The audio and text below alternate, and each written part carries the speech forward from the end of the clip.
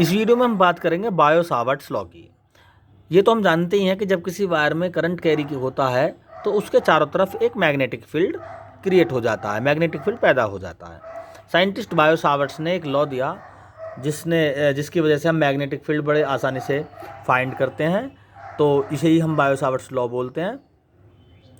तो उन्होंने बताया कि भाई मैग्नेटिक फील्ड कैसे फाइंड करें किसी करंट कैरिंग वायर से, क्योंकि उन्होंने एक इस मैग्नेटिक फील्ड फाइंड करने के लिए उन्होंने एक लाइन सेगमेंट की मदद ली। वायर में एक लाइन सेगमेंट बना लिया।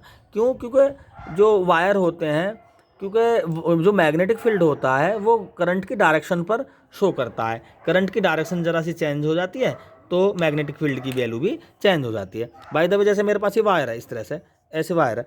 अब इसकी वजह से मैग्नेटिक फील्ड कैसे फाइंड हो? कहीं पर डायरेक्शन ये हो गई, कहीं पर इस तरह से हो गई। तो उन्होंने बताया कि भाई इस तरह से हम किसी पूरे वायर की वजह से कहीं मैग्नेटिक फील्ड नहीं फाइंड कर सकते। उसके लिए हमें छोटे छोटे लाइन सेगमेंट्स का हमें मैग्नेटिक फील्ड फाइंड कर सकते हैं किसी स्पेशल पॉइंट पर, और उन सभी लाइन सेगमेंट्स की वजह से मैग्नेटिक फील्ड फाइंड कर करके सभी लाइन सेगमेंट्स की वजह से मैग्नेटिक फील्ड फाइंड करके उसको ऐड कर दो तो टोटल मैग्नेटिक फील्ड हम कैलकुलेट कर सकते हैं। तो क्यों? अब एक इकट्ठा नहीं फाइंड कर सकते हम, क्योंकि वायर ज़रूरी नहीं है सीधा ही हो, स्ट्रेट हो। तो अब हमें इस पॉइंट P पर मैग्नेटिक फील्ड फाइंड करना है इस वायर की वजह से। ठीक है, ये सीधा नहीं है, इसमें भी थोड़ा सा कर्व है। तो उन्होंने मदद ली एक लाइन सेगमेंट की।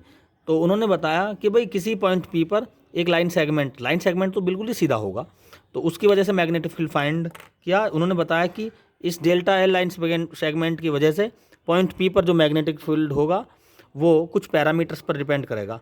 जो देखो, B तो यहाँ पर मैग्नेटिक फील्ड हो गया, P पॉइंट पर वो करंट पर डिपेंड करेगा। करंट की वैल्यू जितनी ज़्यादा होगी मैग्नेटिक फील्ड की वैल्यू उतनी ज़्यादा होगी। लाइन सेगमेंट पर भी डिपेंड करेगा, लाइन सेगमेंट की लंबाई जितनी ज़्यादा होगी मैग्नेटिक फील्ड की वैल्यू उतनी ज़्यादा होगी। इस एंगल पर भी डिपेंड करेगा, लाइन सेगमेंट और ये जो डिस्टेंस वाली लाइन है पॉइंट P और लाइन सेगमेंट के बीच को मिलाने वाली लाइन, इसके बीच के एंगल के साइन थीटा पर डिपेंड करेगा। और इनवर्स स्क्वायर लॉ को फॉलो करता है ये, यानी डिस्टेंस के स्क्वायर पर डिपेंड करेगा। ठीक है, और मैग्नेटिक फील्ड किसी पॉइंट पर इन फिजिकल पैरामीटर के साथ साथ मीडियम की अपनी प्रॉपर्टी पर भी डिपेंड करता है, क्योंकि मैग्नेटिक लाइंस जो किसी मीडियम से पास होती हैं वो मीडियम की प्रॉपर्टी पर भी डिपेंड करती हैं। जो मैग्नेटिक लाइन की पासिंग है, पास होने की जो कंडीशन है, कितनी लाइन कहाँ से कितनी रैपिडली पास हो रही हैं, तो वो एक प्रॉपर्टी होती है, करेक्टरिस्टिक प्रॉपर्टी होती है मीडियम की। करेक्टरिस्टिक प्रॉपर्टी उसको बोलते हैं मैग्नेटिक परमेबिलिटी। तो उसके भी डायरेक्टली प्रोपोर्शनल ही काम करता है ये। जैसे इलेक्ट्रिक परमेबिलिटी होती थी वो इन्वर्सली डिपेंड करती थी इलेक्ट्रिक फील्ड पर या इलेक्ट्रिक फोर्स पर, ये डायरेक्टली डिपेंड करता है। और जैसे हम 4 पाई लगाते थे इलेक्ट्रोस्टैटिक में 1/4 पाई एप्सिलॉन नॉट लगाते थे कूलम्ब्स लॉ में, तो यहाँ पर भी 4 पाई अपॉन में आएगा। वहाँ पर क्या था, 1/4 पाई एप्सिलॉन नॉट लगाते थे हम। ठीक है, एप्सिलॉन नॉट परमिटिविटी ही थी, वो इलेक्ट्रिक लाइन को पास करने की अलाउ करती थी ये प्रॉपर्टी किसी मीडियम से, तो ये इन्वर्सली डिपेंड करती थी। लेकिन एप्सिलॉन नॉट नहीं है यहाँ पर, परमिटिविटी नहीं है यहाँ पर परमेबिलिटी। परमेबिलिटी क्या होती है, वो इन्वर्सली डिपेंड ना करके वो डायरेक्टली ही डिपेंड करती है। तो म्यू नॉट ऊपर आ गया, 4 पाई वो कोफिशिएंट नीचे ही रहा। और तो अब ये प्रोपोर्शनल साइन हट जाएगा क्योंकि कोफिशिएंट लग गया, I delta L sine theta upon R square. This is the Biot Savart's law. Clear? अब देखो ज़रा यहाँ पर इस पॉइंट को अगर मैं उठा के बिल्कुल इसके जस्ट सामने ले आऊँ, यहाँ पर ले आऊँ इस पॉइंट को, P पॉइंट को, तो ये एंगल 90 डिग्री बन गया। ठीक है, तो इस कंडीशन में साइन थीटा 90 डिग्री हो गया। जब थीटा 90 डिग्री हो जाएगा तो B की वैल्यू क्या हो जाएगी, मैक्सिमम हो जाएगी इस कंडीशन में।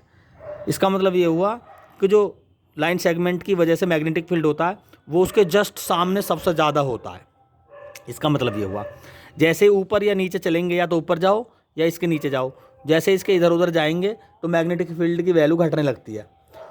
और बाय द वे हम इस पॉइंट को बिल्कुल यहाँ पे ले जाएं, इस पॉइंट पर ले जाएं, तो मैग्नेटिक फील्ड क्या करेगा भाई, तो देखो जरा इस पॉइंट को यहाँ ले जाओ तो ये थीटा घटता घटता घटता घटता 0 हो गया, तो थीटा बराबर 0 डिग्री। तो 0 डिग्री के केस में साइन 0 की वैल्यू 0, मैग्नेटिक फील्ड 0 हो जाएगा। यानी लाइन सेगमेंट की खुद की सीध में ही अगर मैग्नेटिक फील्ड फाइंड करें तो ये इसकी वैल्यू होगी 0, ठीक है। जस्ट सामने मैग्नेटिक फील्ड की वैल्यू हो जाएगी मैक्सिमम। तो ये था bio Savart's law. Thank you.